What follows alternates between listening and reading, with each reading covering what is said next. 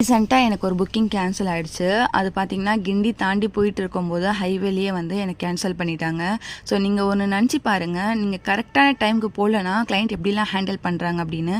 So நம்ம வந்து எப்போவுமே 1 ஹவர் 2 ஹவர்ஸ்லாம் கூட நான் வந்து கிளைண்ட்ஸ்க்காக வெயிட் பண்ணியிருக்கேன். பட் வந்து நான் பண்ண சின்ன மிஸ்டேக் டைமிங் கரெக்டாக போகாதனால ஒரு கிளைண்ட் வந்து எனக்கு வந்து புக்கிங் கேன்சல் பண்ணிட்டாங்க. இது எப்படின்னா 1 மந்த்துக்கு முன்னாடியே இவங்க வந்து எனக்கு புக் பண்ணியிருந்தாங்க.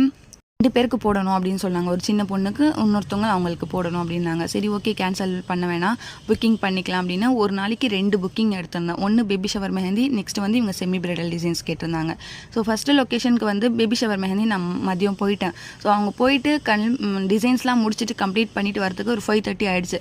5:30லேருந்து அங்கேருந்து அந்த ஸ்பாட்லேருந்தே நான் அவங்களுக்கு வந்து புள்ளிங்கல்னூர் மசூதி ஆண்டு இருக்குது அப்படின்னு சொல்லியிருந்தாங்க. அந்த லொக்கேஷனுக்கு நான் போயிட்டுருக்கேன். ஸோ 6 ஓ கிளாக்ஸ்க்கு மேலே ஆயிடுச்சுன்னு நினைக்கிறேன். ஸோ அவங்க வந்து கால் பண்ணி எப்போ வருவீங்க அப்படின்னு கேட்டாங்க.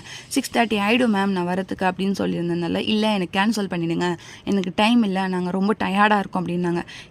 நீங்கள் உங்களுக்கு டைம் இல்லை அப்படின்னு சொல்லும்போது நீங்கள் எதுக்கு மெஹந்தி புக் பண்ணுறீங்கன்னு எனக்கு தெரியல. நான் வந்து அவ்வளோ தூரமாக வந்து ரேப்பிட்டோவில் வந்துட்டுருக்கேன்.